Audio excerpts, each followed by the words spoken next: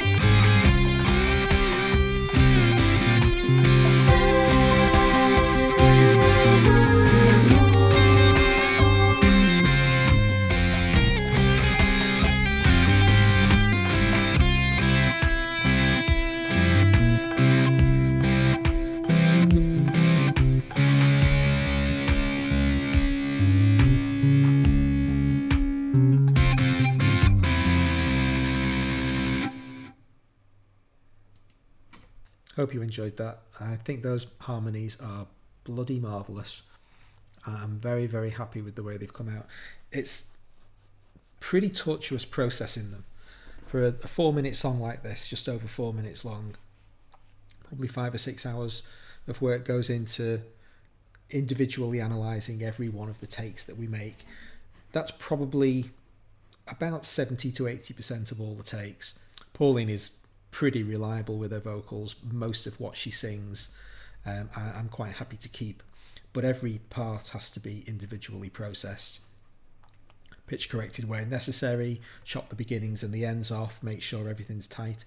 I haven't actually timing corrected any of the stuff in here, and there are a couple of points in the song where I'm thinking I'm going to have to do something with that, but for the most part I'm trying to see whether or not that organic nature of letting people, because she's singing it live, so where the singer chooses to sing live over the top of their own vocals is significant. That's artistically significant. So I don't want to just start snapping stuff to bars, but there are a couple of sections where I'll tidy that up. But for the most part, no, it's just like very, very nice indeed. So let's just have a little bit of a...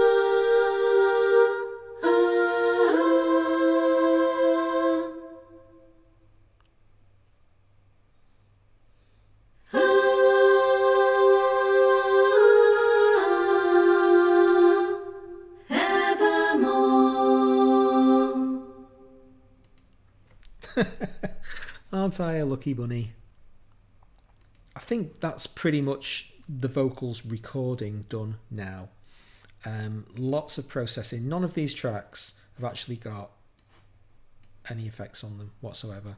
I'm throwing a little bit to the reverb, but other than that I've not processed them at all. So again, a question of judiciously selecting how much needs to be done, particularly with the backing vocals. I don't want to get into that habit of, without even thinking about it, just applying 6 effects to every vocal channel. So that's a work in progress. The guitar line is brand new. So this is another one of my composite recordings. I turn Cubase on, cycle it over the 8 bars I'm interested in with maybe a bar of space on either side. Press go and just let it run. So it loops around again and again and again, and I just noodle away doing whatever I feel like. I did this over a 10-minute session a few weeks ago and came back to it the following day and thought it was crap. I very nearly deleted the track, but for whatever reason I muted it instead and then left it be. Came back to it a couple of days ago, and even though the last 8-bar track that I had recorded was rubbish, there were interesting things in some of the other parts. So I cut it up. Every bar, I cut every single bar up. So there was just this grid of little 1-bar chunks of musical data. And I started cycling it. And every time I came across an individual bar that had something that was either played badly or rubbish or silent or whatever, delete it. So I ended up with this grid of notes that passed the first test. What I then did was for each of the bars in turn, or maybe 2 bars depending what the phrase was, I would go down each of the remaining sections of audio, what had survived the first cull, and there might be 4 separate tracks with musical information in that little chunk, and listen to it, choose which the best one was, and I moved all the best ones up to lane 1. So now I had some information in lane 1 that was like, you're the best thing there. But there were some sections of 1 bar, maybe bar 45, let's say for instance, where nothing passed. That everything that I'd recorded for that particular bar just didn't actually pass the test. So now I've got silencers in the solo. So having already on passes 1 and 2 got to the stage where I filled some of the slots with music that sounds good and is contextually correct for the song, because I'm actually playing it live and those are the notes that I'm kind of coming up with at the time. It's the gaps that actually make the interesting stuff, because now there are no rules. I can do whatever I want with the remaining information I have. So I've got some little musical phrases that might sound good, but something has already taken that slot. There's something better for that slot. And so I just start moving stuff around randomly. And obviously most of them are hopeless because they were never designed to be in that slot, so they just don't work musically at all, and throw them away.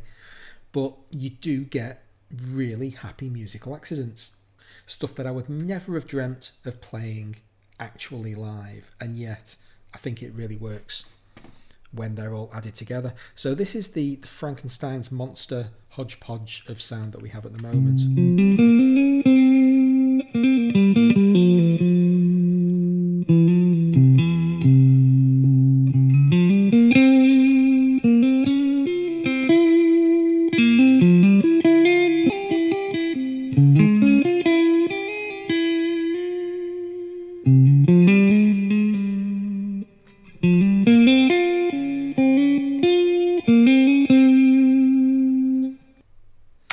Now I've set about relearning that just yesterday because I've never played that sequence of notes before, so just set about relearning it.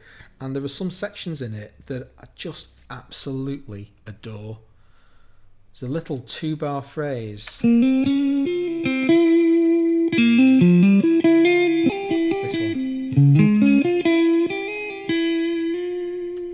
That's just gorgeous, absolutely brilliant.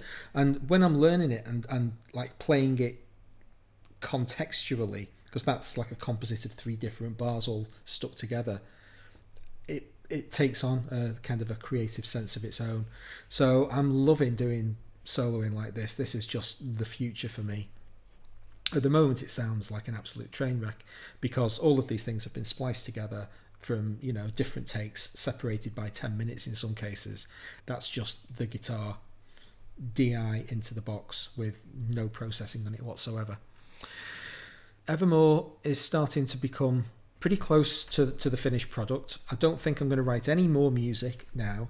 It's a case of polishing what's here and finding a place for everything and mixing it all together. Oh, the drums are pretty rubbish. I think there's still work to be done there. They just sound tired and dull. We'll see where we go. I'm definitely starting to become quite optimistic about this. Harmonies for the win. Fantastic. Thanks very much for watching. Join me next time for episode 7. And if you subscribe and hit notifications, then you'll find out when that is. Hope to see you then.